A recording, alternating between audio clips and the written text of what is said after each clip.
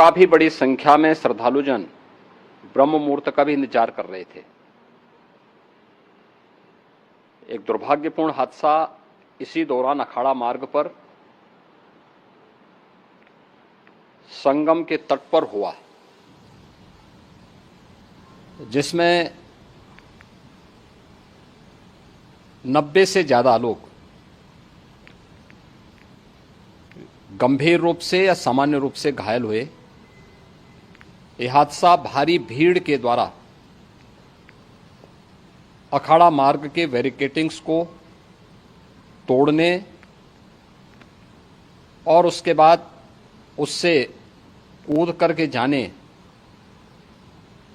के कारण वहां पर हुआ है, जिसमें 30 के आसपास लोगों की दुखद मृत्यु हुई है।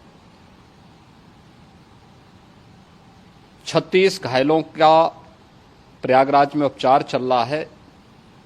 शेष घायलों को उनके परिवार के सदस्य लेकर के चले गए हैं। घटना दुखद है,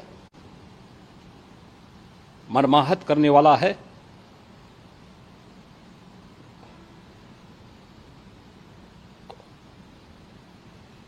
उन सभी परिजनों के प्रति हमारी पूरी संवेदना है। हम लोग रात्रि से ही लगातार प्रशासन के संपर्क में हैं। मेला प्राधिकरण, पुलिस प्रशासन, एनडीआरएफ, एसडीआरएफ,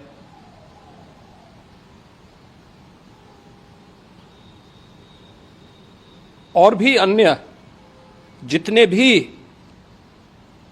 व्यवस्थाएं हो सकती थी उन सबको वहां पर तैनात किया गया है। परिणाम उसी का है कि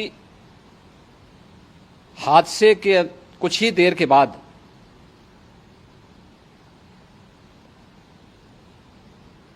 राहत कार्य को ग्रीन कॉरिडोर बना करके प्रशासन ने, पुलिस ने, एनडीआरएफ और एसडीआरएफ के स्वयंसेवकों ने सभी लोगों को हॉस्पिटल तक पहुंचाने का काम किया है।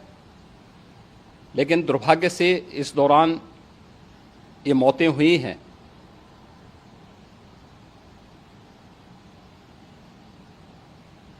स्वाभाविक रूप से इन सब मुद्दों पर प्रश्न उठना स्वाभाविक भी है।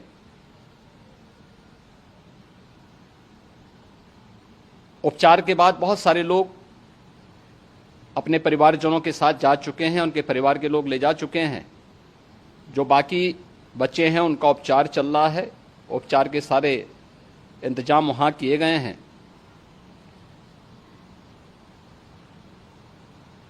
प्रेशर मौनी अमावस्या का ये मुख्य स्नान है महाकुंभ का, और बहुत ज्यादा प्रेशर प्रयागराज में होने के कारण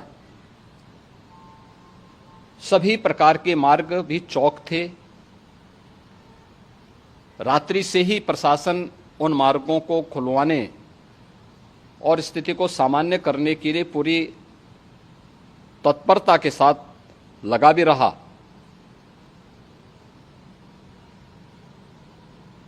ये सभी घटनाओं के बाद, ये जो हादसा हुआ है, इस हादसा के बाद वहां पर अखाड़ों ने जो आज अमृत स्नान ब्रह्म मुहूर्त में 4 बजे से प्रारंभ होना था, मेला प्राधिकरण के अनुरोध पर उन्होंने स्थगित किया था।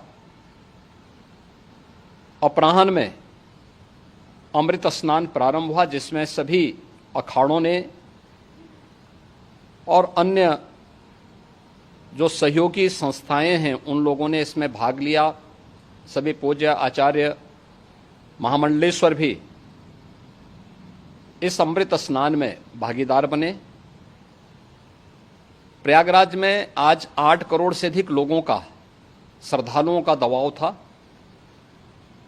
यद्यपि अगल बगल के जनपदों में मिर्जापुर, भदोई, प्रतापगढ़, फतेहपुर, कौशाम्बी, इन सभी जनपदों में भी होर्डिंग एरिया बना करके काफी बड़े पैमाने पर श्रद्धालुओं जनों को रोका गया था, जिन्हें अमृत स्नान संपन्न होने के बाद, जब सभी अखाड़े स्नान संपन्न कर चुके हैं, उसके बाद अब वहां से रिलीज किया गया है। इतना भारी दबाव ये पहली बार वहां पर देखने को मिला था, और जिसके बारे में हम लोगों ने पूरे इंतजाम करने के प्रयास भी किए गए थे। रेलवे स्टेशनों पर, चाहे वह झूसी हो, चाहे वह प्रयागराज सिटी हो, प्रयागराज हो, फाफामऊ हो, उन सभी पर लगातार दबाव बना रहा। रेलवे ने भी इस दौरान वहां के दबाव को ध्यान में रखते हुए मेला स्पेशल चलाई।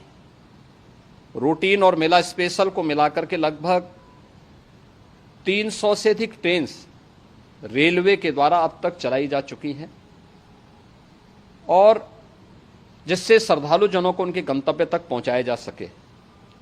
उत्तर प्रदेश परिवहन निगम ने भी अपनी 8000 से अधिक बसेज श्रद्धालु जनों को उनके गंतव्य तक पहुंचाने के लिए लगाया हुआ है, और जिससे उन सबको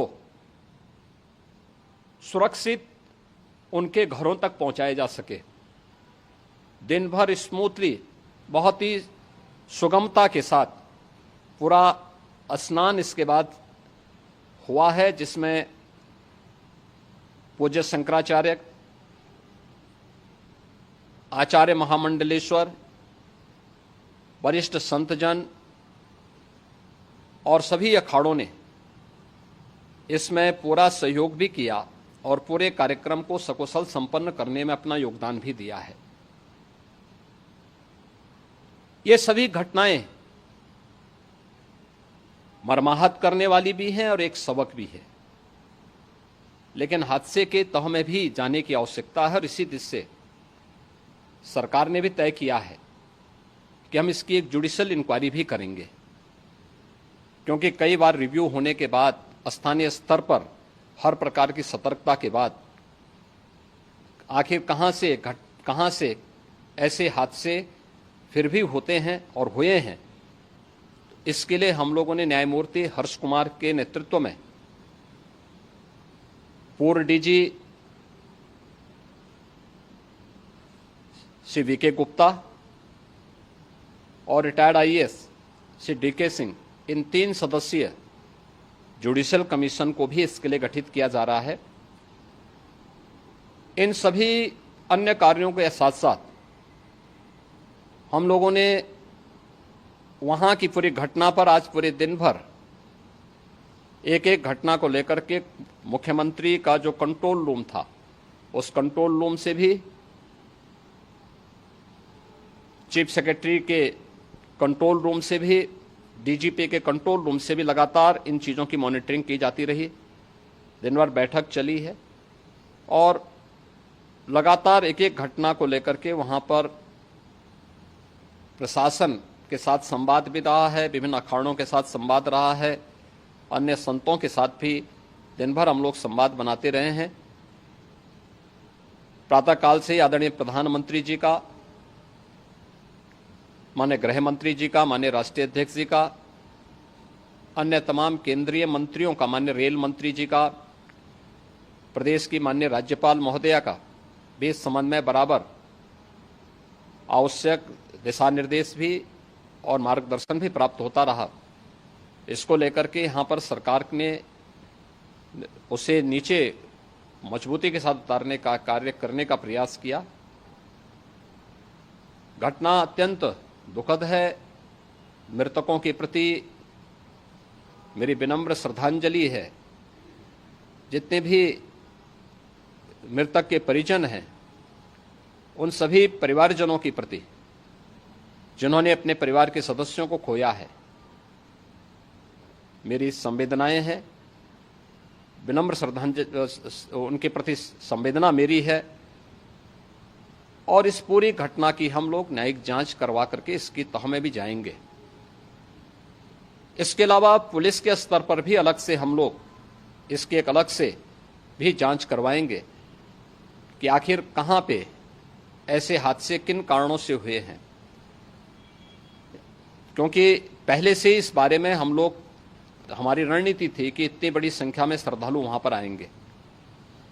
मृतक के परिजनों के प्रति हम प्रदेश सरकार की तरफ से, जिन्होंने इस हादसे में अपने परिवार के सदस्यों को खोया है, वहां पर मेला प्राधिकरण के पास वो पूरी सूची है, उन लोगों ने उसको वहां पे जारी भी किया है। मैं उन सब के प्रति अपनी संवेदना भी व्यक्त करता हूं और परिवारजनों को हम प्रदेश सरकार की तरफ से 25-25 लाख रुपए की आर्थिक सहायता की घोषणा भी कर रहे हैं। और न्यायिक आयोग इस पूरे मामले को देख करके एक समय सीमा के अंदर राज्य सरकार को अपनी रिपोर्ट देगा और इसमें आने वाले समय में या आने वाले स्नान के लिए भी हम और कैसे व्यवस्था को और सुदृढ़ किया जा सकता है, इसके बारे में भी कल मुख्य सचिव और डीजीपी स्वयं एक बार प्रयागराज जाकर के उन सभी मुद्दों को देखेंगे। आवश्यकता पड़ती है तो फिर इसमें, यद्यपि आज प्रदेश सरकार के तमाम वरिष्ठ अधिकारियों को हम लोगों ने अलग अलग स्थानों पर वहां लगाया गया था और वे सभी पूरी तत्परता के साथ, प्रमुख सचिव नगर विकास वहीं थे, पीडब्ल्यूडी के प्रमुख सचिव भी वहीं पे थे, पावर कारपोरेशन के चेयरमैन भी वहीं पे मौजूद थे, जिन एक एक मुद्दों पर वहां पर वे लोग लगातार निगाह रखे हुए थे। लेकिन दुर्भाग्यपूर्ण घटना और ये मर्माहत करने वाली घटना है।